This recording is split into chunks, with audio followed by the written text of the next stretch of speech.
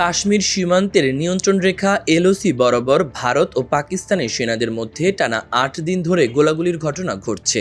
বৃহস্পতিবার রাতেও এই গোলাগুলি হয়েছে দুই দেশের সেনাদের মধ্যে, তবে এতে হতাহতের কোনো খবর পাওয়া যায়নি। এ নিয়ে টানা ৮ রাত ধরে কাশ্মীর সীমান্তে ভারত ও পাকিস্তানের সেনাদের মধ্যে গোলাগুলির ঘটনা ঘটল। এক প্রতিবেদনে এ তথ্য জানিয়েছে এনডিটিভি।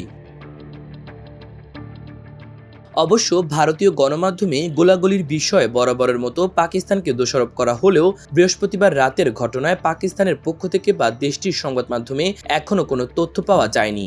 এনডিটিভির প্রতিবেদনে দাবি করা হয়েছে, কাশ্মীরের নিয়ন্ত্রণ রেখা এলওসি বরাবর পাকিস্তান সেনাবাহিনী টানা ৮ম রাতেও বিনা উস্কানিতে গুলি চালিয়েছে। বৃহস্পতিবার রাতে পাকিস্তানের বিভিন্ন চৌকি থেকে ছোট অস্ত্র দিয়ে গুলি চালানো হয়।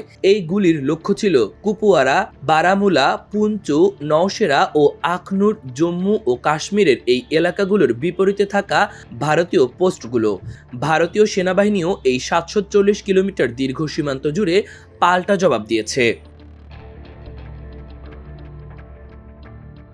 গোলাগুলি এমন এক সময় হচ্ছে যখন এপ্রিলের ২২ তারিখ পেহেলগামে ২৬ জন নিহত হওয়ার পর ভারত ও পাকিস্তানের মধ্যে টানাপোড়েন চরমে পৌঁছেছে।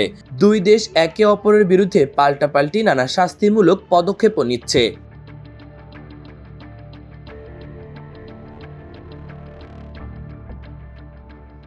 এনডিটিভির দাবি, ভারত গত ২৪ এপ্রিল রাতে সিন্ধু পানি চুক্তি স্থগিত করার কয়েক ঘন্টা পর থেকেই পাকিস্তান সেনাবাহিনী সীমান্তের বিভিন্ন স্থানে বিনা উস্কানিতে গুলি চালাচ্ছে। আর গত মঙ্গলবার পাকিস্তান এই গুলি চালানোর ক্ষেত্রে আরও বিস্তৃত করে আন্তর্জাতিক সীমান্তের পারগোয়াল সেক্টর পর্যন্ত নিয়ে যায়, যা জম্মু জেলার অন্তর্ভুক্ত। ওই দিনই ভারত ও পাকিস্তানের সামরিক অভিযানের মহাপরিচালক ডিজিএমও হটলাইন ফোনে কথা বলেন। এই আলোচনায় পাকিস্তানকে বিনা উস্কানিতে গুলি চালানো বন্ধ করার জন্য সতর্ক করা হয়, এমন দাবি করেছে পিটিআই।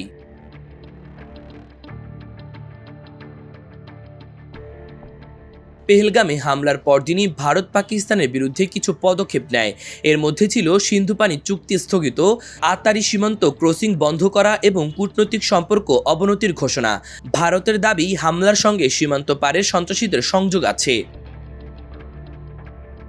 জবাবে পাকিস্তান তার আকাশসীমা ভারতীয় উড়োজাহাজের জন্য বন্ধ করে দেয় এবং ভারতের সঙ্গে সব ধরনের বাণিজ্য বন্ধ করে, এমনকি তৃতীয় দেশের মাধ্যমে বাণিজ্য বন্ধ করে দেয় পাকিস্তান। এছাড়া পাকিস্তান ভারতের পানি চুক্তি স্থগিতের ঘোষণা প্রত্যাহার করে এবং হুঁশিয়ারি দেয়, পানি বন্ধ করে দেয়া হলে সেটি যুদ্ধ ঘোষণার শামিল হবে।